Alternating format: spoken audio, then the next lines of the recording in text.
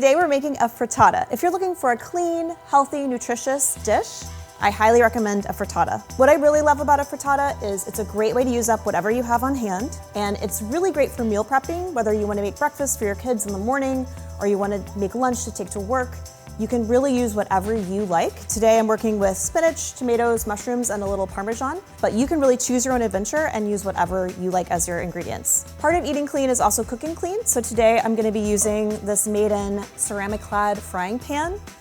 And I love this pan because it's really non-stick and it can go from the stovetop to the oven, which is perfect for making a frittata. You can really use whatever ingredients you like. I'm just trying to make everything about bite size, so I'm just slicing these mushrooms kind of in like a 1/4-inch slice. I'm just gonna saute them right in the pan and then pour the eggs over.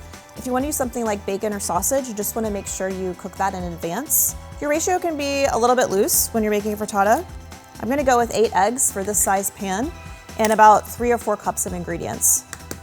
And you are gonna whisk your eggs a little bit more than if you're making an omelet. It's okay to incorporate a little bit of air to kind of give a fluffy texture.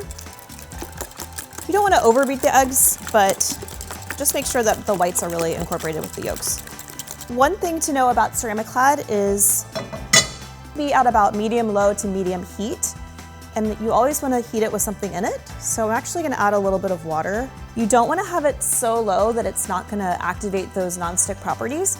You also don't wanna crank the heat up on something like CeramiClad because it can affect the longevity of the coating over time. Learned this from Alton Brown. Mushrooms are like sponges, and if you have a lot of oil or butter in a pan and then you add the mushrooms, they tend to just soak it all up, and then they can end up a little bit greasy.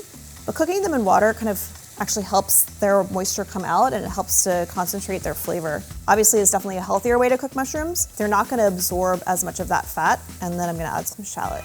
If you don't have olive oil, use avocado oil, butter, ghee, whatever you like to cook with. The other thing I love about using this CeramiClad pan is that it has a stainless clad base, which means I can still get good browning on the foods in the pan.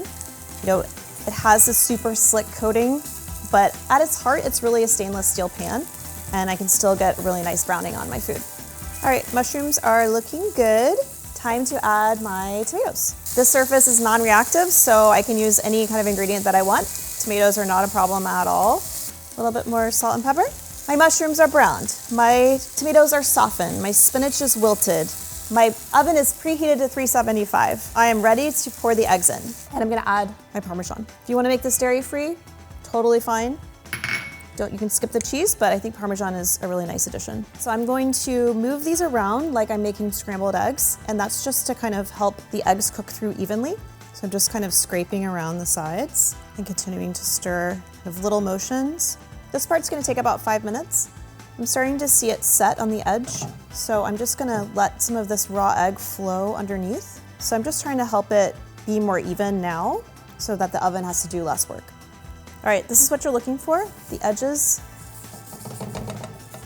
have set all the way around. Since this pan is oven safe up to 550, I'm just gonna put it in the oven and let the oven finish cooking it.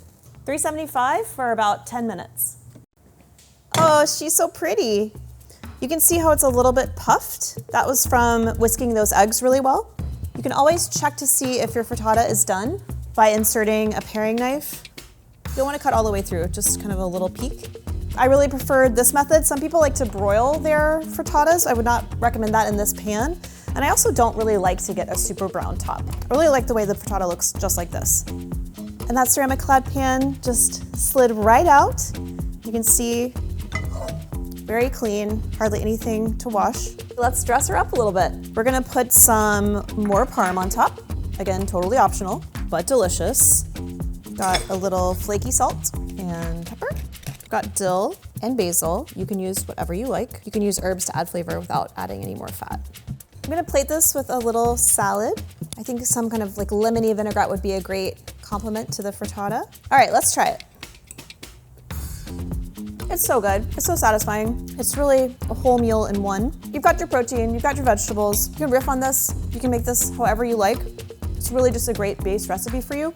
This is a great dish for me because this year I'm trying to eat more cleanly, I'm trying to cook more cleanly, I'm trying to get plastics out of my kitchen, and that's why the CeramiClad pan is a great choice for me. I'm Rhoda Boone, and I'll see you next time.